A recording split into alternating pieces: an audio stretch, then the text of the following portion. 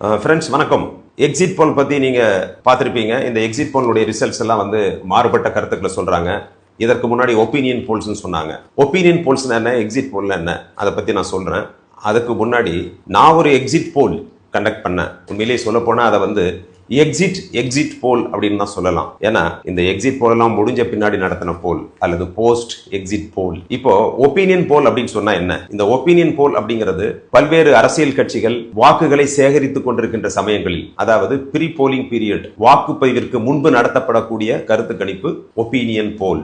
வாக்குப்பதிவு அன்று அந்த போலிங் பூத்ல இருந்து வெளியே வர்ற நபர்கள்ல ஒவ்வொரு 5வது நபரா ஒரு ஆள் வந்து உட்கார்ந்துட்டு கேட்டே இருப்பார். நீங்க எதுக்கு ஓட்டு போட்டீங்க, எந்த கட்சிக்கு ஓட்டு போட்டீங்க, என்ன காரணத்துக்காக ஓட்டு போட்டீங்க, அவருடைய பெயர், ஊர் அதெல்லாமே தெரியாது. வயசு, ஆண், பெண், வயதானவர்கள், இளைஞர்கள், முதியோர்கள் அப்படிங்கிற மாதிரி ஒரு பிரிவை வச்சுக்கிட்டு இவங்க ஒன்னு ஃபார்மை கொடுத்து ஃபில்அப் பண்ண சொல்லுவாங்க, இல்லைன்னு சொன்னா வாய்மொழியாகவே குறித்துக் கொள்வார்கள். இப்படி இந்த 234 தொகுதிகளில் அவங்க எடுக்க போறது 1%, அவ்வளவுதான். மேக்சிமம் எந்த எக்ஸிட் போல் நடத்தினவங்களும் 60,000 நபர்களுக்கு மேல் நடத்தியிருக்கவே மாட்டார்கள். தமிழ்நாட்டில் மொத்த வாக்குப்பதிவு செய்தவர்கள் 4,88,00,000 நபர்கள். இந்த 4,88,00,000 நபர்களில் இவர்கள் நடத்திய அந்த எக்ஸிட் போல் வெறும் 60,000 நபர்களிடம் மட்டும்தான். இதை வைத்துத்தான் இந்த கருத்து கணிப்புகள், அதாவது எக்ஸிட் போலுடைய முடிவுகள் வெளிவந்தன. இந்த எக்ஸிட் போலுடைய முடிவு நம்ப முடியுமா, நம்ப முடியாதா அப்படிங்கிற ஒரு கேள்விக்குறி வரும். நம்பவும் முடியும், நம்பவும் முடியாது. ஏன்னா ஒரு சில நேரங்களில் இது சரியாக இருக்கும், பல்வேறு சமயங்களில் இது வந்து தவறாகவே தெரியும். உங்களுக்கு எல்லாமே தெரிஞ்சிருக்கும். நிறைய இது நம்ம நாட்டு எடுத்துட்டாலும் சரி, ராஜஸ்தான், பஞ்சாப், இது போன்ற மாநிலங்கள் நடந்த கருத்து கணிப்புகள், எக்ஸிட் போல் இதெல்லாம் வந்து ஃபெயிலியர் ஆகி போச்சு. அது மாதிரி உலகத்திலேயே நீங்க எடுத்துட்டீங்கன்னா டொனால்ட் ட்ரம்ப் வந்து ஜெயிக்க மாட்டாரு. ஒரு காலத்துல ஹில்லாரி கிளின்டன் வந்து அவரை முந்தி செல்கிறார் அப்படின்னு சொன்னாங்க. அதே மாதிரி கடைசியாக நடந்த இந்த அமெரிக்க அதிபர் தேர்தலில் டொனால்ட் ட்ரம்ப் அவர்களுக்கும் டெமோக்ராட்ஸ் வேட்பாளர் இவர்களுக்கும் பெரிய வித்தியாசம் இல்லை, டெமோக்ராட்ஸ் ஜெயிக்கிறதுக்கான வாய்ப்பு இருக்கு அப்படிங்கிற மாதிரி சொன்னாங்க.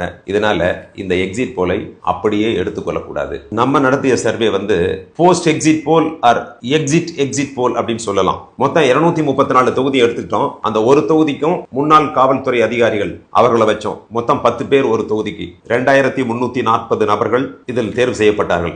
ஒவ்வொரு நபரும் ஒவ்வொரு தொகுதியிலும் 100 நபர்களை சந்திக்க வேண்டும். அந்த 100 நபர்களும் பல்வேறு சமூகத்தினர், இளைஞர்கள், முதியோர்கள், பெண்கள் இப்படின்னு சொல்லி எல்லா கேட்டகரிஸையும் அவங்க எடுத்து மீட் பண்ணாங்க. இந்த மீட் பண்ணதுல மொத்தம் தமிழ்நாட்டில் 2,34,000 நபர்கள் இந்த 2,340 முன்னாள் காவல்துறை அதிகாரிகள் அவர்களை சந்தித்து அவருடைய கருத்துக்களை கேட்டார்கள். அவங்க கேட்கிறப்போ அவங்க சொன்ன தகவல்கள் மிகவும் ஆச்சரியமா இருந்துச்சு. இதுல கிளியரா சொல்ல போனா மொத்தம் 4.88 கோடி வாக்காளர்கள் இருக்கிறாங்க.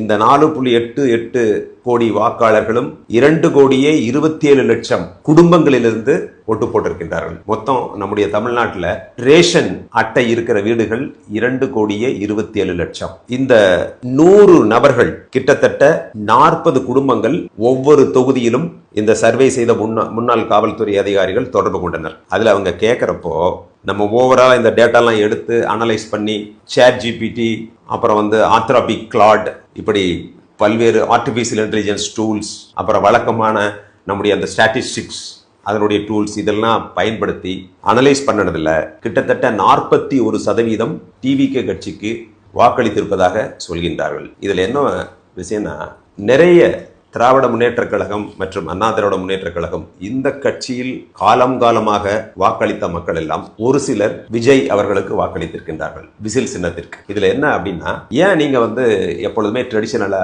உதயசூரியன் அல்லது இரட்டைலைக்கு தான் போடுவீங்க, எதற்காக இப்பொழுது விசிலுக்கு போடுறீங்க அப்படின்னு கேட்கறப்போ அவங்க சொன்னது, என்னுடைய பேர குழந்தை, என்னுடைய மகன், மகள் எங்களை வந்து இந்த தடவை ஒரு ஓட்டாவது நீங்க போடணும் விசிலுக்கு, இல்லைன்னு சொன்னா நான் வந்து வீட்டுக்கு வர மாட்டேன், சாப்பிட மாட்டேன் அப்படின்னு சொன்னாங்க. என் பேரனுக்காக போட்டேன், பேத்திக்காக போட்டேன், பையனுக்காக போட்டேன் அப்படின்னு சொல்லி நிறைய பேர் சொல்றாங்க. இது வந்து ஒரு ஆச்சரியமான ஒரு தகவல். ஏன்னா எப்பொழுதுமே உதயசூரியனுக்கு போட்டவர்கள் அதுக்கு தான் போட்டுட்டு இருப்பாங்க, இரட்டைலைக்கு போடுறவங்க கட்சிக்காரங்க அதுக்கு தான் போடுவாங்க. இப்ப கட்சியை சார்ந்தவர்களே இந்த விசில் சின்னத்திற்கு ஓட்டளித்திருப்பதாக தெரிகிறது. இதுல west zone, south zone, central zone, the delta region, இதுல பாத்தீங்கன்னா பல்வேறு விதமான வேறுபாடுகள் தெரிகின்றன. கொங்கு ரீஜியன், அதாவது வெஸ்டர்ன் பெல்ட்ல திமுக, அதிமுக, தாவேகா இது மூணுமே வந்து ஒரு சம பங்குல போயிட்டே இருக்கு. அதே மாதிரி சென்னை மற்றும் இந்த புறநகர் பகுதியில் வந்து தாவேகாவுடைய செல்வாக்கு அதிகமாக இருப்பதாக தெரிகிறது. தெற்கு மாவட்டத்திலையும் அப்படித்தான் ஒரு மாதிரி மிக்சட் ஒப்பீனியனா இருக்கு. ஓவராலா பாக்குறப்போ தாவேகா கட்சிக்கு 121 இடங்கள் கிடைக்கும் அப்படின்னு தெரியுது. மீதமுள்ள தொகுதிகளுக்கு 2 பெரிய கட்சிகளுக்கு இடையே ஒரு இழுபறியாக இருக்கின்றது. இது நம்ம வச்ச சாம்பிள். இதுல எனக்கு வந்து எந்த வெறுப்பும் கிடையாது. ஸ்டாட்டிஸ்டிக்ஸ் என்னவோ அதை தான் சொல்றேன். இதுதான் நிலவரம். இதுல டிஸ்கிளைமர் என்ன அப்படின்னு சொன்னா, இந்த 2,34,000 பேருடைய கருத்துக்கள் கேட்டிருந்தாலும் சில நேரங்களில் இந்த கருத்து கணிப்பு வேறு விதமாக சொல்லலாம். இப்போ நம்ம உதாரணமா எந்த ஸ்டேட்டையுமே கூர்ந்து கவனித்து வந்தால் அது எந்த கட்சி ஜெயிக்கும் அப்படிங்கிறத எக்ஸிட் போல் வேண்டியதில்லை, ஒப்பீனியன் போல் வேண்டியதில்லை நம்ம சொல்லிடலாம். இப்போ உதாரணமா எக்ஸிட் போல் பண்றதுக்கு ஒப்பீனியன் போல் பண்றதுக்கு முன்னாடி அல்லது எலெக்ஷன் அனௌன்ஸ் பண்றதுக்கு முன்னாடியே தெரியும் கேரளாவில் நிச்சயமா மறுபடியும் காங்கிரஸ் தான் வரப்போகுது அப்படின்னு சொல்லிட்டு. ஏன்னா ஆளுங்கட்சி தோக்க போகுதுன்னு சொல்லி எல்லாத்துக்கும் தெரியும். நான் அதை தான் ப்ரிடிக்ட் முதலே பண்ணேன். அதே மாதிரி அசாமை பொறுத்தவரை பிஜேபி தான், அதில் எந்த விதமான சந்தேகமே கிடையாது. வெஸ்ட் பெங்காலை பொறுத்தளவில் கருத்து கணிப்பிலும் மாறுபட்ட கருத்துக்கள் இருக்கின்றன. என்னை பொறுத்தளவில் அதில் நான் எக்ஸிட் சர்வே கண்டக்ட் பண்ணல. ஆனால் அங்கு மிக கடுமையான போட்டி இழுபறியாக இருக்கின்றது. இந்த தமிழ்நாட்டு சர்வேயை பொறுத்தளவில் இது இந்த புள்ளி விவரங்களை அடிப்படையாக கொண்டு நான் சொல்றேன். இதுல எனக்கு வந்து எந்த விதமான லைக்ஸ் டிஸ்லைக்ஸ் எல்லாம் கிடையாது. நியூட்ரலா என்ன வந்திருக்கோ அதை நான் சொல்றேன். இதுல கலர்டு ஒப்பீனியனே கிடையாது. இதுல என்ன ஒரு ஆச்சரியம்னா, எதுக்காக நீங்கள் ஓட்டு போட்டீர்கள்னு கேட்டா மாற்றம் அப்படின்னு சொல்றாங்க. இன்னொன்று வந்து விஜய் அவர்களுக்கு ஒரு கரைஸ்மா, நான் வந்து அவருடைய ஃபேன் அப்படின்னு சொல்லி பெண்கள் அதிக அளவில் போட்டிருக்காங்க, இளைஞர்கள் போட்டிருக்காங்க. அதே சமயத்தில் கொங்கு பெல்ட்டில் உள்ள இளைஞர்கள் வந்து நிறைய பேர் சீமான் அவர்களுக்கு போட்டிருக்காங்க. மற்ற திராவிட கட்சிகளுக்கும் ஒரு சம அளவில் வாக்குகள் விழுந்திருக்கின்றன. இப்படி ஒட்டுமொத்தமாக நம்முடைய புள்ளி விவரங்கள் படி தாவேகா முன்னிலையில் இருக்கின்றது. தனியாகவே அவர்கள் ஆட்சி அமைக்கின்ற ஒரு நிலை இந்த புள்ளி விவரத்தில் தெரிகின்றது.